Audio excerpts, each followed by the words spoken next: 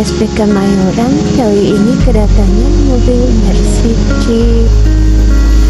Customer sebelumnya datang berkonsultasi dan langsung minta diderek karena kondisi mobil mati. Setelah sampai dan dicek, permasalahan pertama yang ditemukan sama mekanik kita adalah pada ECU. ECU yang rusak dapat menghilangkan kinerja mobil. Dan permasalahan yang kedua pada mesin injeksi flow yang rusak, yang menyebabkan mesin tidak dapat dinyalakan serta kehilangan tenaga.